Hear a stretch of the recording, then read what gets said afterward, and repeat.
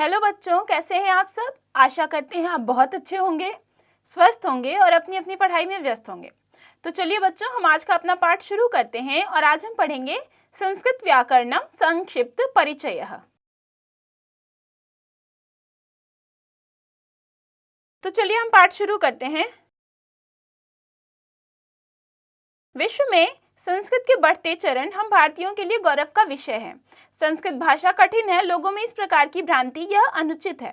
आइए संस्कृत भाषा के बारे में जानें। लिंगम, सामान्यतः भाषा में 2 ही लिंग होते हैं, किंतु संस्कृत में 3 लिंग होते हैं। तो हम आज संस्कृत व्याकरण के बारे में पढ़ेंगे। वैसे तो सबको लगता है कि संस्कृत बहुत ही कठिन भाषा है, लेकिन हमें पढ़ के संस्कृत के बारे में जानकर लोगों को बताना है कि नहीं, संस्कृत कठिन नहीं है। तो जानने के लिए चलिए हम संस्कृत को पढ़ते हैं। तो पहले हम संस्कृत में लिंग के बारे में पढ़ेंगे।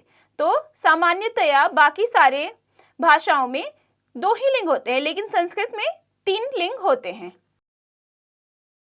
क पुल्लिंग, ख स्त्रीलिंग, ग नपुंसकलिंग। क पुल्लिंग, जिन शब्दों से पुरुष जाति का बोध हो वे शब्द पुल्लिंग कहलाते हैं, जैसे कृषकः, मालाकारः, सैनिकः, सिंह आदि। ख स्त्रीलिंग, जिन शब्दों से स्त्री जाति का बोध होता है वे शब्द स्त्रीलिंग कहलाते हैं, जैसे पिपीलिका, चटका, अजा, बालिका आदि। ग नपुंसकलिंग, जिन शब्द से उनके निर्जीव होने का बोध होता है वे शब्द नपुंसकलिंग कहलाते हैं, जैसे चक्रम, पुष्पम, कंदुकम, आम्रम आदि। तो 3 प्रकार के लिंग होते हैं संस्कृत भाषा में, वे हैं पुल्लिंग, स्त्रीलिंग और नपुंसकलिंग। पुल्लिंग से पुरुष जाति के होने का बोध होता है। स्त्रीलिंग शब्द से वे होते हैं जो स्त्री जाति के होने का बोध कराते हैं, और नपुंसकलिंग वे होते हैं जो अपने निर्जीव होने का बोध कराते हैं।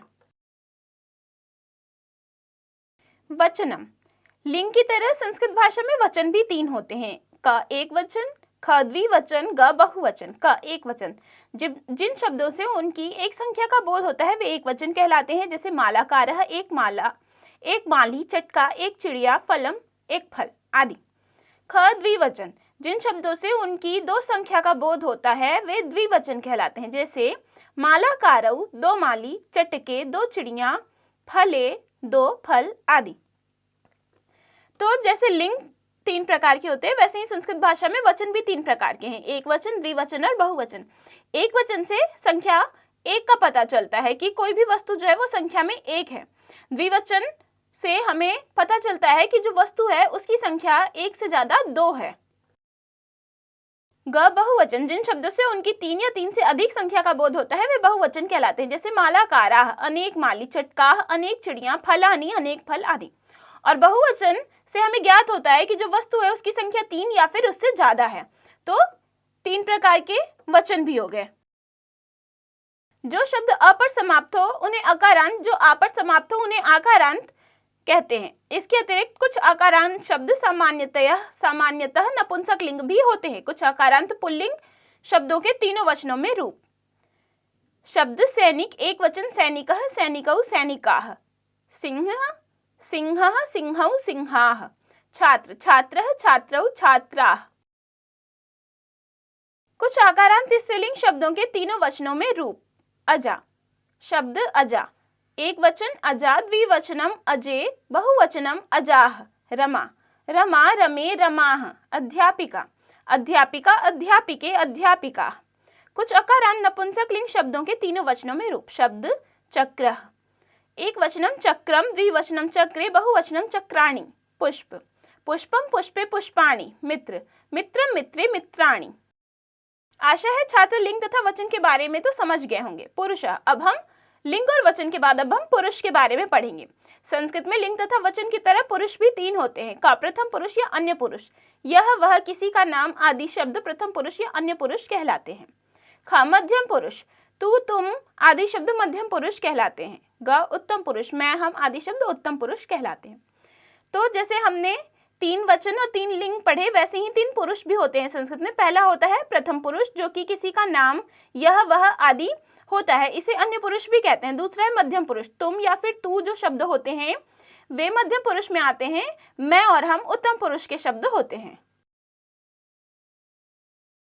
इन तीनों पुरुषों के लिए संस्कृत में निम्न शब्दों का प्रयोग किया जाता है। प्रथम पुरुष पुल्लिंग, एक वचन सह वह, द्विवचन तौ वे दो, बहुवचन ते वे सब, स्त्रीलिंग सा वह एक, ते वे दो, ताह वे सब, नपुंसकलिंग तत् वह एक, ते वे दो, तानी वे सब, मध्यम पुरुष पुल्लिंग स्त्रीलिंग नपुंसकलिंग एक समान, त्वम तू तुम, युवाम तुम दो, यूयम तुम सब, उत्तम पुरुष पुल्लिंग स्त्रीलिंग नपुंसकलिंग, अहम मैं, आवाम हम दो, वयम हम सब। छात्र यह ध्यान रखें कि मध्यम व उत्तम पुरुष के रूप तीनों लिंगों में समान होते हैं, जबकि प्रथम पुरुष के रूप तीनों लिंगों में अलग अलग होते हैं। जैसे प्रथम पुरुष के तीनों लिंगों के एक वचन के रूपों के उदाहरण, पुल्लिंग सह अध्यापका अस्ति वह एक अध्यापक है, स्त्रीलिंग स बालिका अस्ति वह एक बालिका है, नपुंसकलिंग तत् चक्रम अस्ति वह एक पहिया है। मध्यम पुरुष के तीनों लिंगों के एक वचन के रूपों के उदाहरण, पुल्लिंग त्वम कृषकः असि तुम किसान हो, स्त्रीलिंग त्वम अजा असि तुम बकरी हो, नपुंसकलिंग तुम मित्रम असि तुम मित्र हो। तो हमें ये ध्यान रखना है कि जो प्रथम पुरुष होते हैं उसके रूप जो होते हैं वो तीनों लिंगों में अलग अलग होते हैं, मतलब स्त्रीलिंग पुल्लिंग और नपुंसकलिंग में जो प्रथम पुरुष के रूप होते हैं वो अलग अलग होते हैं, लेकिन मध्यम और उत्तम पुरुष के रूप जो तीनों लिंगों में हमेशा समान रहते हैं। इसी प्रकार उत्तम पुरुष के तीनों लिंगों में एक वचन के रूपों के उदाहरण, पुल्लिंग अहम धावकः अस्मि मैं धावक हूँ, स्त्रीलिंग अहम अध्यापिका अस्मि मैं अध्यापिका हूँ, नपुंसकलिंग अहम मोदकम अस्मि मैं एक लड्डू हूँ। इस प्रकार आपने देखा कि लिंग के परिवर्तन से क्रिया में कोई परिवर्तन नहीं आया।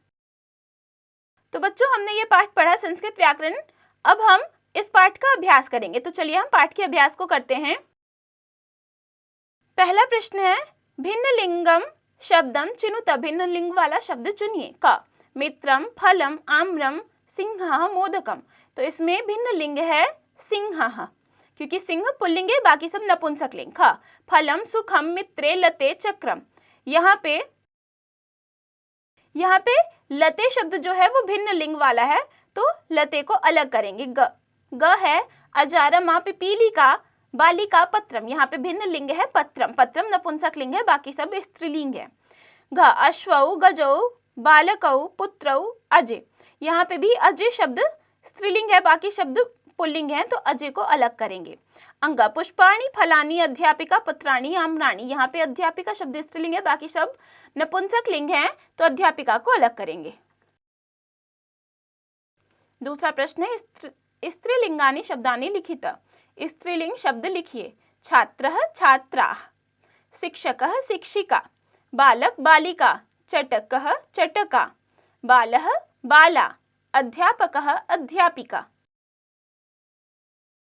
तीसरा प्रश्न है, तालिका पूरयत, तालिका पूरी कीजिए। शब्दः बालकः एक वचनम बालकः, द्विवचनम बालकौ, बहुवचनम बालकाः, सिंहः सिंहौ सिंहाः, रमा रमा रमे रमाः, फल फलम फले फलानि, छात्रा छात्रा छात्रे छात्राः, पुस्तक पुस्तकम पुस्तके पुस्तकानि, रमा रमा रमे रमाः, शशक शशकः शशकौ शशकाः, मित्र मित्रम मित्रे मित्राणि, जल जलम जले जलानि।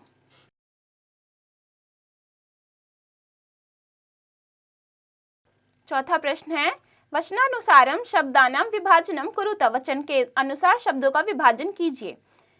फलम एक वचन, कृषकः एक वचन, कलमानि बहुवचन, छात्रे द्विवचन, रमाः बहुवचन, छात्रौ द्विवचन, फले द्विवचन, शशकौ द्विवचन, सैनिकाः बहुवचन, कलिकाः बहुवचन, अध्यापिके द्विवचन,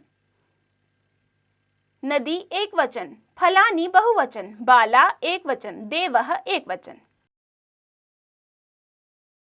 पांचवा प्रश्न है, शुद्धम कथनस्य समक्षम आम, अशुद्धम कथनस्य समक्षम च न इति लिखत, शुद्ध कथन के सामने हाँ तथा अशुद्ध कथन के सामने नहीं लिखिए। क संस्कृत में लिंग 2 होते हैं, न। ख संस्कृत में वचन 4 होते हैं, न।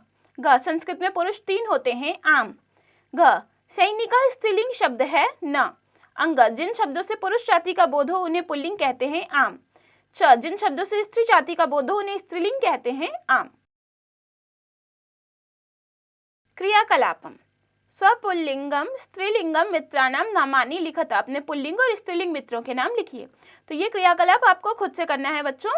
बाकी हमने संस्कृत व्याकरण इस पाठ को पढ़ा। इस पाठ में हमने पुरुष, लिंग, वचन आदि के बारे में जाना और पढ़ा। अब आप इस पाठ को खुद से पढ़िए, समझिए और इसके अभ्यास को खुद से कीजिए।